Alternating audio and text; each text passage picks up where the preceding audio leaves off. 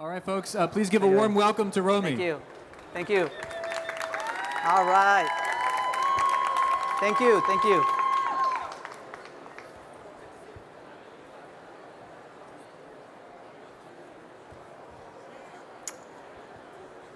We are the Idea Center, the innovation and entrepreneurship engine from Miami Dade College. Today, students are living at an incredible time. Amazing technology at their fingertips. Yet technological disruption is also very unsettling. So how do we help guide our students on the right pathway? At the Idea Center, we're teaching our students technology skills, whether that's coding, big data analytics, or the Internet of Things. We are also helping to chart new career pathways and also unlocking the creativity and innovation in our students. At the Idea Center, we are about ideas to solve problems. And as we all know in today's society, with the problems that we face, the ingenuity of our students is key. At Miami Dade College, Democracy's College, our doors are open to all. We believe that talent is universal and that opportunity is there for all.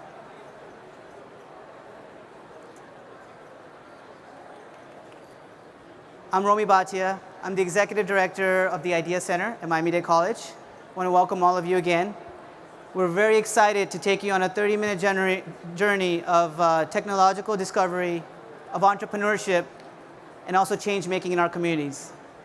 But you're not going to be hearing it from me. You're going to be hearing it from our students and professors who are all here and very excited to speak. So with that, I want to get started with how we teach the entrepreneurial mindset. So at the Idea Center, we have an AS in Business Entrepreneurship. That's an Associate of Science in Business Entrepreneurship. And we decided to revamp it with the support of the Venture City. Some of you might know the Venture City as a Miami Beach-based accelerator. And today we have Professor Blanca Recio, along with one of our students, Lani Diaz, who are going to come up and give you some remarks. So please. A quick little bio of Blanca. Blanca has over 20 years of experience in strategy creation, revenue generation, and also digital media. And, oh, by the way, she's an entrepreneur. And I can't say enough great things about Lani, who has a passion for fashion and is going to talk to you about her experience. So without further ado, I'll let you go speak. Wonderful. Thank you so much, Romi. And it really is a privilege to be here today representing Miami Dade College. Our AS in Entrepreneurship is really designed for us to be able to propel the next generation of entrepreneurs here in South Florida. And it is quite the privilege because this is a very practical program. And it is a program that allows our students to develop contacts. It also allows our students to develop a unique mindset.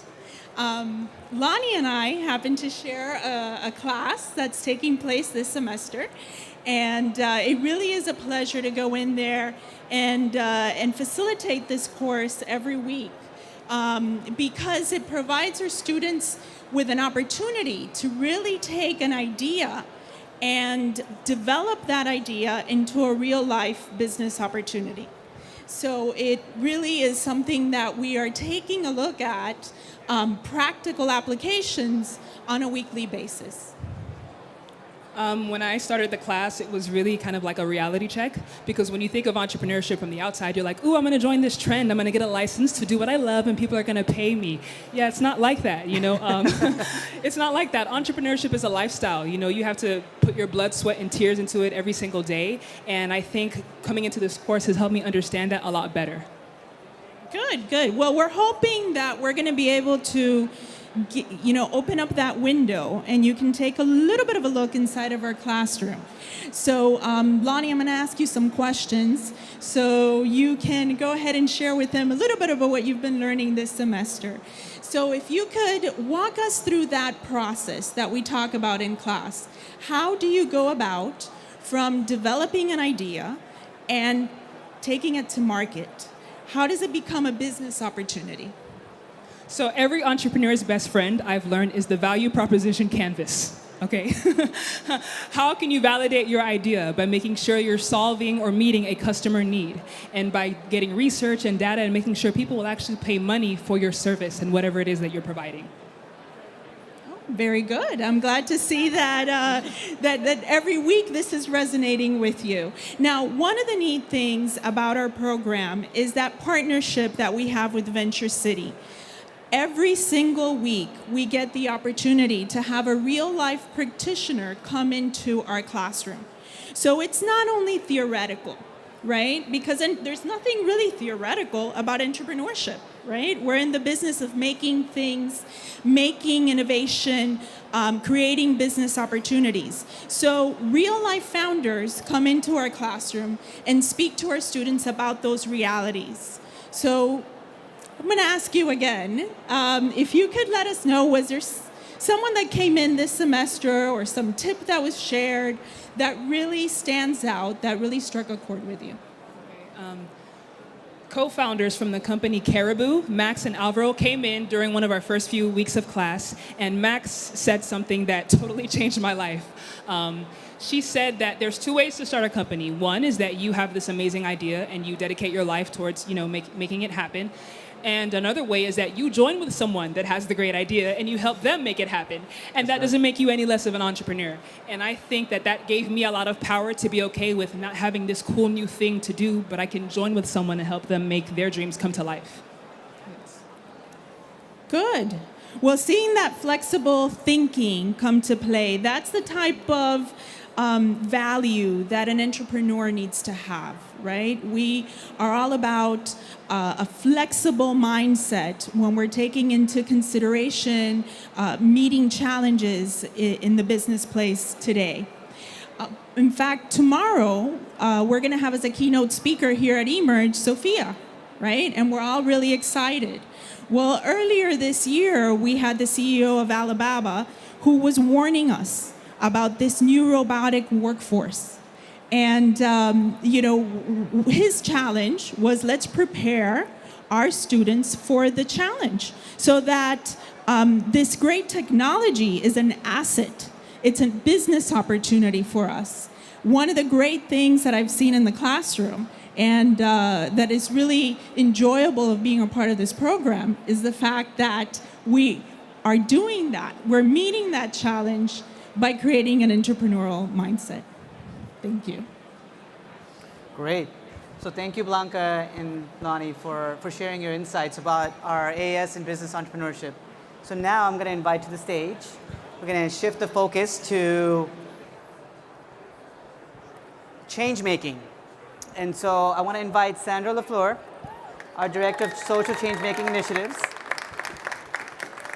and another one of our first year MDC students, who is also a change-making ambassador at the Wolfson campus, Fiorenza Herrera. Yes. So, thank you. So before you guys get started, I just want to say a little bit about Sandra. Sandra has a career dedicated to social responsibility, to academic outcomes, and also to social justice, something we care very deeply about at MDC, and we think is really important for Miami as a community at large. So, Sandra, I want to applaud you for all the great work that you're doing, and excited to hear about how we're doing change making first at MDC and then beyond. Good afternoon, everyone. So imagine a world where solutions outrun problems. In a place like this, in a space like this, where innovation and technology abound, it's not hard to imagine. But the important thing to know is that it takes a lot of work to get here. So at MDC, we have the Change Making Initiative. I don't have the clicker. You have the clicker? There we go. And what we believe in is not just that opportunity changes everything, but we believe fiercely that when that opportunity is leveraged and seized, every one of our students has the potential to create some very impactful change. Change that could create transformational situations for themselves, for their communities, and for the planet. That's what's behind our Change Making Initiative. At Miami Dade College, change making is about changing the relationship that our students have with their ideas. Our students need to understand that ideas have to come forward. They have to be given a voice. And when that voice comes, when that voice is developed, we have to help them continue to build certain change-making capacities. Capacities like deeper empathy, critical collaboration, limitless, fearless innovation and creativity, and persistent problem solving. When that happens, then we're able to tip the scales for social change making. So I'd introduce you, Fiorenza, who's one of our student change-making ambassadors and who's got a great example. She's a great example, a great role model of students that are making this kind of change. Fio. Yes, thank you, Sandra. So hello, everyone. As Sandra mentioned, I am the change-making ambassador at Miami Dade College. And part of my role as an ambassador is to help encourage students to believe in their potential to make change and connect them to the resources available on our campus to do so. So what I love about this role is that students are able to develop a drive for something they care about. And I love being able to see their faces like spark with light and encouragement whenever I tell them that they can do it, that they have the potential. And so throughout this past year, it hasn't been easy. It's not easy to encourage a student to follow something when they don't even know what they care about. But I've also learned that after asking the right set of questions and after having a deep conversation with those students, they have something they care about. We just have to dig deeper. Great. So I want to ask Fio to talk a little bit more about this one event that brings together a great example of what happens when change-making, innovation, and technology intersect. So a few months ago, thanks to American Bar Association, CIC, and Venture Cafe, they put together this event called Justice Hack. Justice Hack was a very special kind of hackathon where the concept was to bring all different kinds of people together to try to solve the relationship between communities of color and law enforcement. I had the opportunity to invite Fio and one of her peers, Jules. Jules is a tall, slim, Haitian American young man of color. And his first reaction to me was, why would I want to be in the same room full of police officers? It was a natural reaction. And that's exactly what I said. That's exactly why you need to be there. So I want Fio to tell you a little bit about that day. It was a very, very special day. So yeah, as Sandra was mentioning, the idea was to use innovative technology to remedy the existing tensions between law enforcement and communities of color. So Jules and I worked within a team of about 10 police officers, an attorney from ACLU, and other community members. We were a very large group, so we had to communicate effectively to be able to share our ideas. So at first, Jules and I, we felt very discouraged because we were the only college students in our group, so we felt like we had nothing important to contribute because everyone else were professionals. But towards the end, we actually ended up giving our ideas and sharing what we believed, and we created a virtual reality simulation to pitch into the group. And so our group ended up creating this virtual reality game. So civilians play it through the perspective of police officers, and police officers can play it through the perspective of civilians. And the overall purpose of that was to develop empathy between both groups. We actually won first place, and thank you. We actually won first place, and we recently submitted our application to the Clinton Global Initiative University to further develop this project because this is something that we believe has great potential. So this is a great example of how change can come about when we mix technology and innovation with human capacity. And again, just a quick reminder, the Change-Making Initiative at Miami Dade College is about changing the relationship that our students have with their ideas, to believe in them, to bring them to life. And we believe that when we are able to support our students in doing that, what we're unlocking is the ability for the greatest human asset to cultivate, which is our imagination to innovate. Thank you all for your support. Thank you. Thank you, Sandra, and thank you, Fiorenza. So now we're going to shift gears to cryptocurrency. Who here knows about cryptocurrencies and trades in them? Anyone in the audience? Okay, we have some hands here. So now we're going to bring up two speakers who are going to talk to you about cryptocurrencies and blockchain technology. I want to introduce Diogo Ribeiro. Come on up.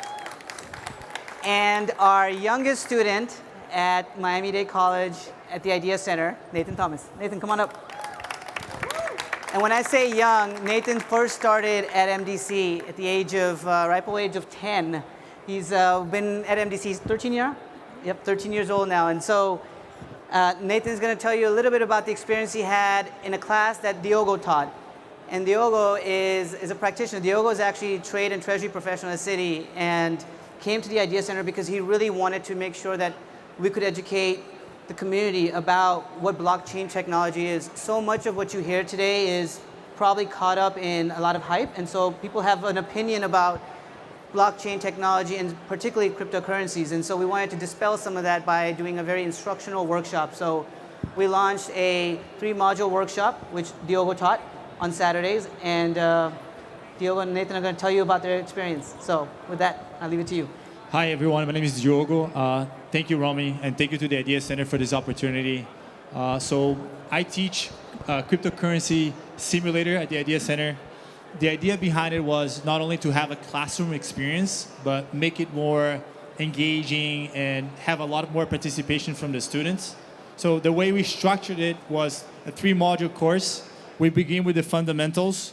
We jump into some of the strategies that you can use to analyze and research some of the different tokens and coins that are out there, and we end up with technology. When we got to the technology part of things, I actually collaborated with Sam, that was just presenting in the panel before. So Sam and I are going to be teaching in the next cohorts. There are 3 principles that we use for the class. Number 1, we try to make it so that people get more confident about doing the research on their own. We make it also engaging. So I have each student own 1 coin, and they're responsible for that coin.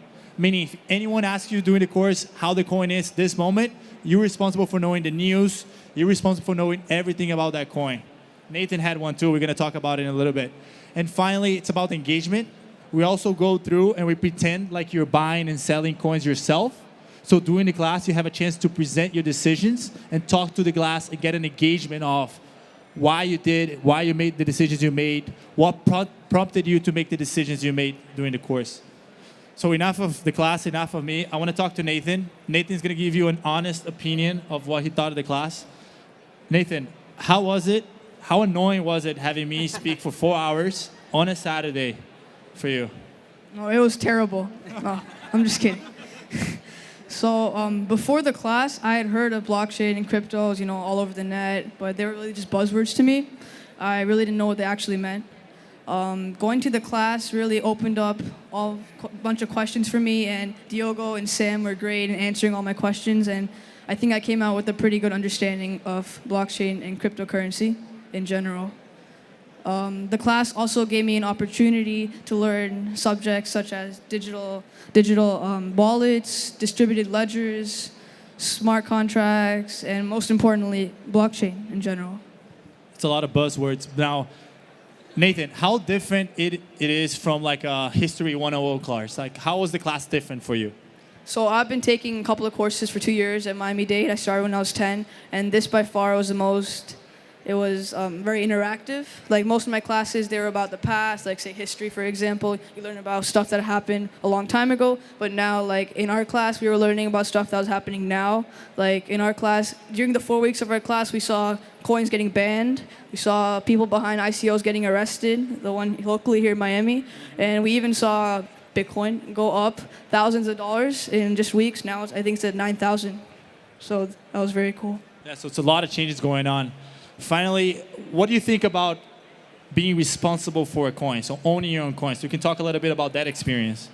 That was a great experience. It felt really cool to be like representing a coin. So researching IOTA, I had the opportunity to delve into a new subject, the Internet of Things. That's like one of my favorite subjects now. One application of IOTA is it's based on the Internet of Things. So like one example is say in the future you have a self-driving car. You want to take it to the charging station, but you're not finished your Netflix series or something. You want to sit at home. So so you tell your car, go to the charging station. It'll pay the charging station with IOTA. It'll charge, come back home, and you didn't lift a finger. All you did was got to have some IOTA in your smart wallet. And that's it. So what I wanted with this class, and we tested, was to be able to have that, to have someone come in and feel engaged, feel motivated, and do the research on their own.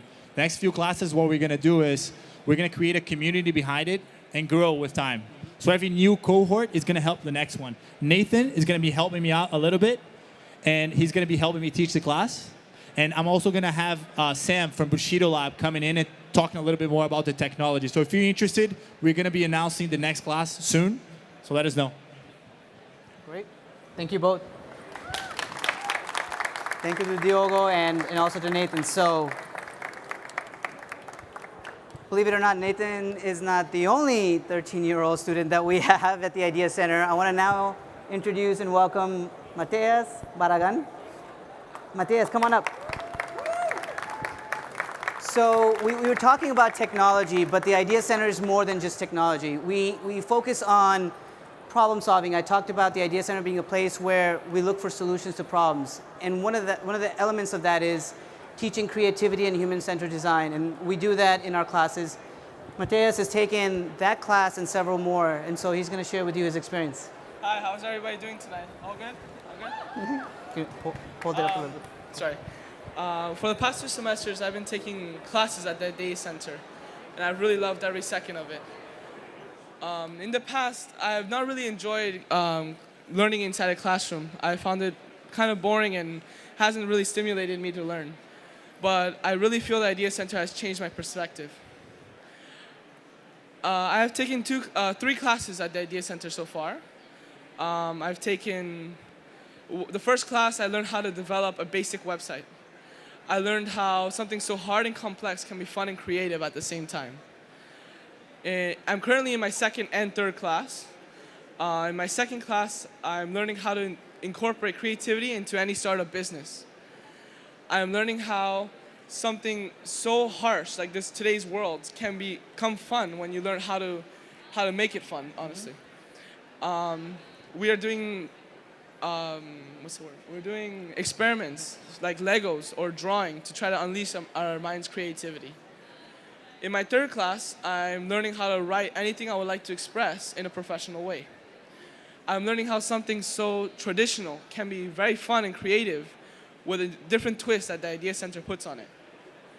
I'm learning how something so traditional, like I said, can be very fun because, honestly, I've never really liked writing, but with this new way of learning and with this new way of preparing myself, I really enjoy it. I really feel the Idea Center understands how my generation has to take on new challenges every day, how we have so many more challenges than past generations. I feel the Idea Center understands what my new generation needs. They understand how we need better resources to tackle future problems that we don't even know what's coming yet, right? That's right. They help expand our understanding, and then they help us use our new knowledge and put it into action. For as Nelson Mandela said, education is the most powerful weapon which you can use to change the world. I personally feel the Idea Center takes this to heart. They understand that not everybody has the answer, so they help each other. They help each other learn, and they help each other grow.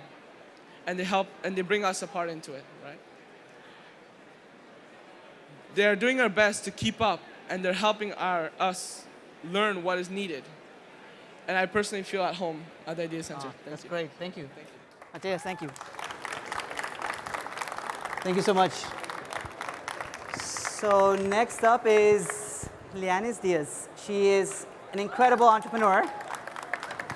We're going to tell you a little bit about Lani, and then she's going to tell you her own story. So she is the founder and CEO of Major Marketplace.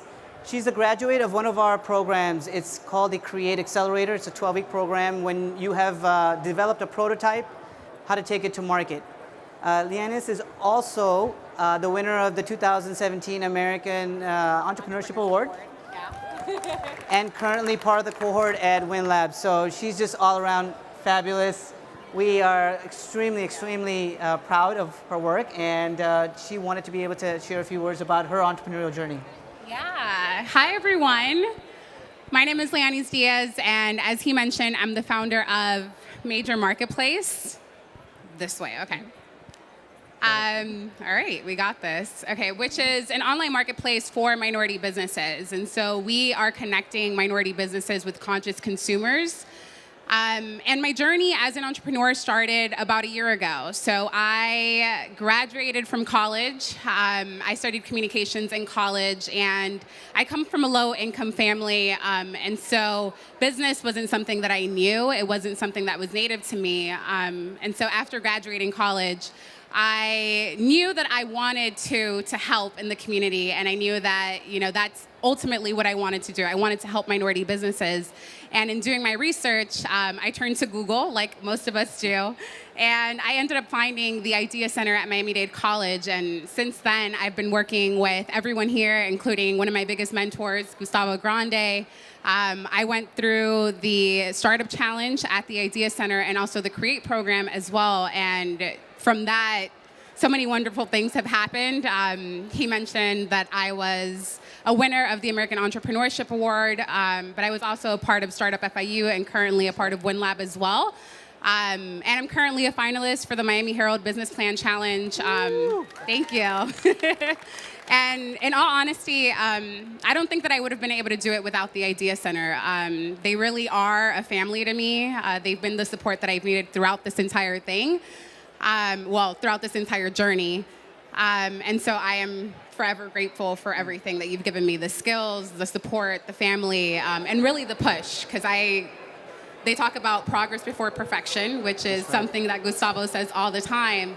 And so I've had to learn to be patient with myself and patient with this journey, because it's not going to happen overnight. And as a millennial, I usually get really impatient, and I'm like, well, I want to be like a unicorn tomorrow.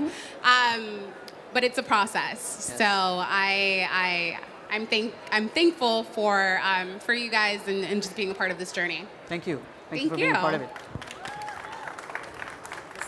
Yeah. And our last speaker will focus on, cue up, Lani Diaz. So let me tell you about Lani Diaz. Come on up, Lani Diaz. For those of you in the audience who see yourself as lifelong learners, you have someone here who personifies that. Lani Diaz took a class called Visual Storytelling. It's basically a course that we teach on the power of telling your story through video.